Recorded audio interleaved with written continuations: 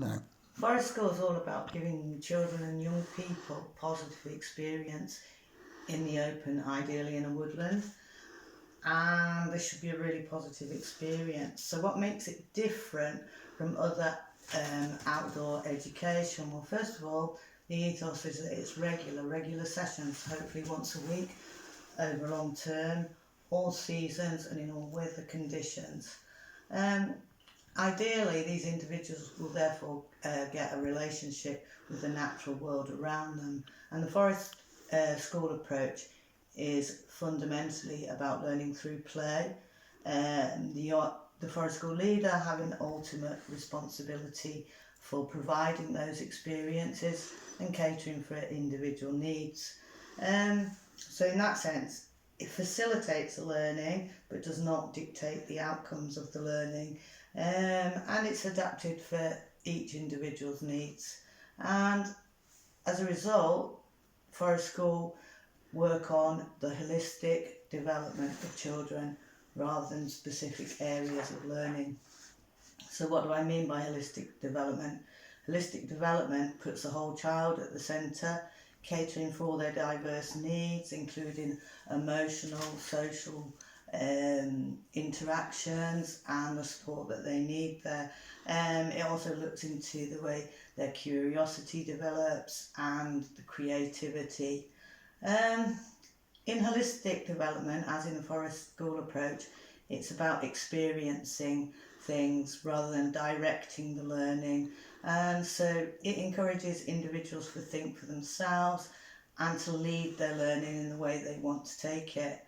In turn, by allowing the holistic development of a child, they can then take on challenges at their own pace to produce their own learning.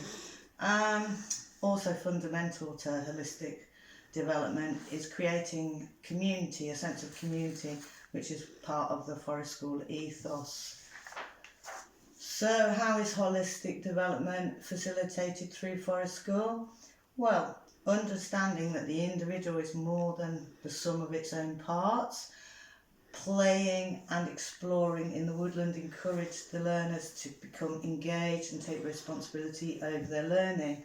Opportunities and experiences are provided by the Forest School leader and the other adults, and then they are able to observe how these individuals key into this learning, what they do in all aspects. And the model that I've used, which Forest School uses, to look at that holistic development is the SPICES model. Now that means the social development of the children, how they interact with each other, how they participate, how they share resources and all that. The physical development is P, and that's how they use their senses, their bodies to move around in the natural environment, how they develop fine and gross motor skills. Intellectual, I, is looking at the way they perceive the world, they begin to question, ask and test different ways of learning. C, communication, is how they interact, how they communicate. This can all be like with verbal and non-verbal cues. And E, emotional, is looking at their emotional development, how they can cope with their own emotions and how they deal with the emotions of other people around them. S is spiritual, how they see themselves in the world and how they begin to develop in that way. So whilst an activity is going on, whether a child chooses to join in, take and run with it in their own way, the Forest School leader is able to observe all these aspects of the holistic development of the child. He can evaluate what's happened and then in future sessions reflect and build in opportunities for the individual to learn even further, to develop that learning. That's why the long-term aspect is so key. There are a range of theories, learning theories, that are relevant to Forest School approach to learning. Now, Bruner's discovery learning is one that I looked into a lot. Bruner purports active learning, particularly through play and being child-led. He says this promotes motivation, independence and taking responsibility. The child is encouraged to investigate, create, develop using a spiral model of discussing, reflecting, which is all relevant to the Forest School programme. Bruner distinguishes between pure learning, where an idea or an activity is put, or experience put towards the children. Some children may just run with it and lead what they want to learn about it in their own way. Sometimes he also talks about guided discovery, where maybe some children, learners, are not at that stage of development and they might need a bit of scaffolding, facilitating to help them access that activity. It could be, in the Forest School leaders situation, supporting the child, maybe verbally, by changing the way they do something, providing different resources.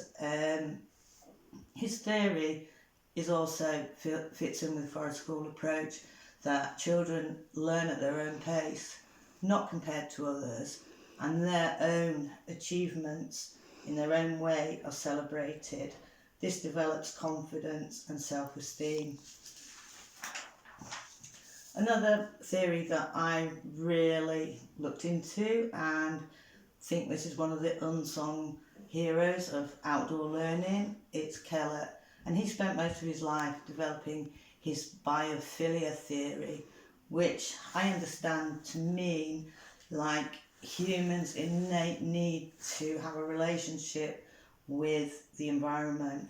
It's been a very difficult theory to substantiate, because it's kind of like a feeling rather than anything else, and so makes it hard to quantify. During his research, Keller looked at the importance of children being exposed to the natural environment on a regular basis, which really helps in their development, which fits in with the Forest School approach. And the idea is that as the child spends more time developing in the natural environment, this will also bring on the interdependence between humans and nature, and the need for us to take care of the natural environment, including its conservation and sustainability. Keller's statement, experiencing nature in all weathers helps to develop biophilia, is precisely what Forest School programmes aim to do. I can only describe biophilia for myself, working currently at a Forest School nursery, is I'm out in all weathers all day, all seasons, and when I finish I kind of have this glow about me. It's kind of like after being out in the sun or going for a long walk, whereas when I was confined to a classroom with 30 children, when I finished I often felt quite grey and down when I finished working. Okay, so how does Forest School foster resilient, confident and independent learners? At Forest School, all learners are considered unique and valuable. The learner-led approach is responsive to the needs of the individuals. Planning through observations, dialogue, building up a relationship and reflective practice nurtures emotional intelligence and their own creativity. It's long-term. Regular visits to the woodlands and sessions builds in challenges.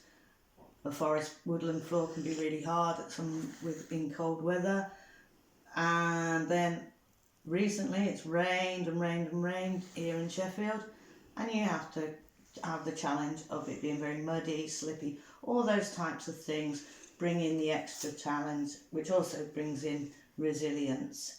The Forest School leader, builds on the motivations and interests of each individual learner. So if they want to take their learning in a particular way, then they will facilitate the opportunities for that. And again, it's that learning through play and choice. You may set up an activity. I'll give you an example. The other day at nursery, some children wanted to make little fairies with sticks and ribbon. One child came over asked what we were doing, took a look, decided it wasn't for him, and went off to the mud kitchen to play. And that was perfectly fine. He wanted to learn in a different way, but the opportunity was there for him to come back if he wanted to. Open-ended activities to think creatively and critically. The forest school leader and the other adults are aware of each individual stage of development and can then adapt to their circumstances, facilitating them if need be in their learning. This empowers them and gives them the sense of taking control over their own learning. Again, another aspect is, unlike a school where a teacher may have a sea of 30 children in a confined classroom, there's a higher adult to children learner ratio. Careful positive praise, recognition amongst peers and from the leaders also builds in that confidence and esteem. Which leads me on to, how does forest school promote self-esteem and emotional intelligence? The idea is to facilitate individuals to become confident learners to negotiate in the world around them. And this is put forward with forest schools developing social skills, how children interact with each other, how they share ideas, developing their personalities. Also self-awareness, praise, recognition, reflection of what they've done, time sharing their ideas, etc. Self-regulation, learning how to control themselves in that environment, and promoting playing, learning and learning in their own style, which is about motivation. Developing empathy with each other is a strong skill. This is all part of the Forest School Emotional Intelligence Star, which is put at the centre of their learning. So, how has learning and development through play been implemented during my own Forest School programmes? Well, I did my baseline with preschoolers, and I'm currently working at the nursery, and I've done sessions with older children. By planning and putting in experience and opportunities, I have witnessed and could give hundreds of examples of different types of play that has been initiated through these activities or experiences. To give an example, I've seen open-ended play where we have a mud kitchen. Some children just are at a stage of development where they want to just watch and observe other children, what they're doing. Others bring in exploratory play, just maybe by pouring, mixing, digging, seeing how things work. Whilst others will take it to a level of learning play where they reenact experiences they already know, pretending to make a cup of tea or a meal.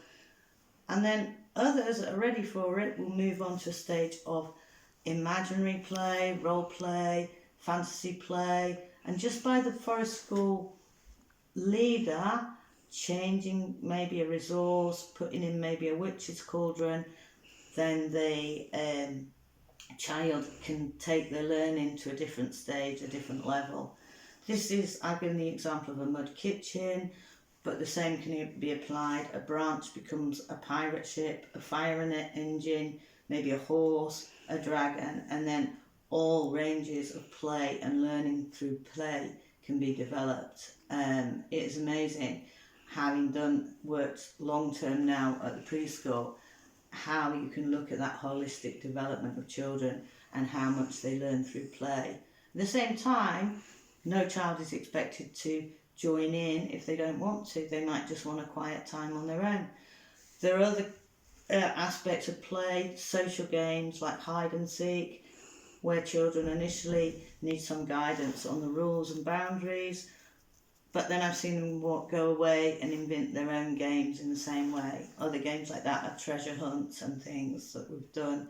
I could cite endless examples, but I think the most important thing is how I've seen play and exploring and active learning along with critical thinking coming in according to each stage of the child's development.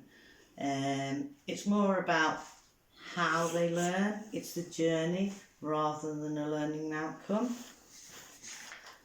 So what is the role of the forest school leader in promoting learning and development? I think I've covered quite a few of the areas of the forest school leader, but I'd finally like to say the forest school leader has ultimate responsibility for the children, their safety and well-being of the individuals. And this brings in Maslow's hierarchy of needs. It's so important that children's warmth, clothing, food and drink are provided, and at the same time that the area and the activities are risk assessed by the forest school leader. Otherwise, in danger, not feeling good about themselves, this isn't going to achieve any proper positive learning. There's been some criticism, oh, you don't plan for forest school, they just do what they want. It's actually not true. It's quite hard work. It's been criticised saying sometimes could be a lazy get out option. However, I disagree with that, because I feel and I've seen of experience that you plan certain activities, experiences, you're constantly observing and evaluating what each individual child does. This then builds into how can I push their learning on further in a holistic way. And so you're always looking at ways of how to move them on and make the experience positive. Particularly with risk assessments, using tools, fire lighting, campfires, okay. And it's important for the forest school leader to model behaviour, social skills, good communication, interaction with the other adults, and promoting learners to take care of their natural environment. I hope this reflective video has shown that I'd have a thorough understanding of forest schools, and I'm now off to get myself some biophilia.